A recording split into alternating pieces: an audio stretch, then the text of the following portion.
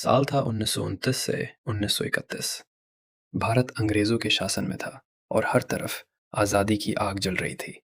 एक तरफ युवा क्रांतिकारी भगत सिंह थे, जो मानते थे कि अंग्रेजों को केवल ताकत और क्रांति से ही जवाब दिया जा सकता है। दूसरी तरफ B.R. अम्बेडकर थे, जो समाज में फैली छुआछूत, भेदभाव और असमानता के खिलाफ लड़ रहे थे। उनका मानना था कि असली आज़ादी तभी होगी जब हर इंसान को बराबरी मिले। भगत सिंह का केस 1929 में।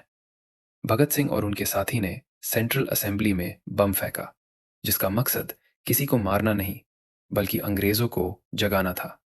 वे खुद ही गिरफ्तार हो गए और उन पर लाहौर साजिश केस चला। यह केस बहुत बड़ा और राजनीतिक था।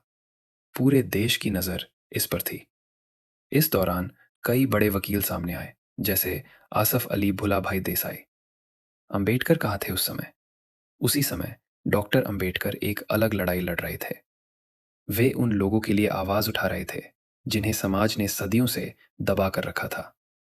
उनका फोकस था शिक्षा फैलाना, समान अधिकार दिलाना, समाज को बराबरी की ओर ले जाना।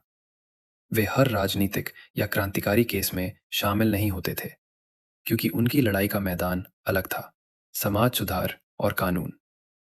असली सवाल, क्या अंबेडकर को केस ऑफर हुआ था? यहीं सबसे बड़ा सच छिपा है। इतिहास में ऐसा कोई ठोस सबूत नहीं मिलता कि डॉक्टर अंबेडकर को भगत सिंह का केस लड़ने के लिए कहा गया था और उन्होंने मना कर दिया। यानी जो बात अक्सर कही जाती है, अंबेडकर ने केस लड़ने से इनकार कर दिया, यह ज्यादातर अफवाह या अधूरी जानकारी है। अफवाह कैसे फैली? समय के साथ लोगों ने अपनी अपनी सोच से कहानियां बनानी शुरू कर दी। लोगों की उम्मीद, अंबेडकर बड़े वकील थे, इसलिए लोगों को लगा कि उन्हें यह केस लड़ना चाहिए था। अधूरी जानकारी बिना सही इतिहास पढ़े बातें फैलती गईं। दो महान लोगों की तुलना। लोग अक्सर दो बड़े नामों को जोड़कर विवाद पैदा कर देते हैं। सच्चाई क्या सिखाती है? यह कहानी हमें एक बहुत बड़ी बात सिखाती है। हर महान व्यक्ति का अपना रास्ता होता है। भगत सिंह ने देश के लिए अपनी जान दे दी।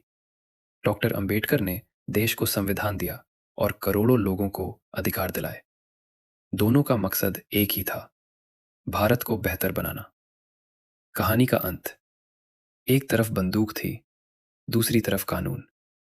एक तरफ क्रांति थी, दूसरी तरफ संविधान। लोग पूछते हैं, अंबेडकर ने भगत सिंह का केस क्यों नहीं लड़ा? लेकिन असली सवाल यह नहीं है। असली सवाल यह है, क्या दोनों ने अपने अपने तरीके से देश के लिए सब कुछ नहीं दिया? इतिहास गवाह है, कुछ लोग लड़कर आज़ादी दिलाते हैं और कुछ लोग उस आज़ादी को बराबरी में बदलते हैं।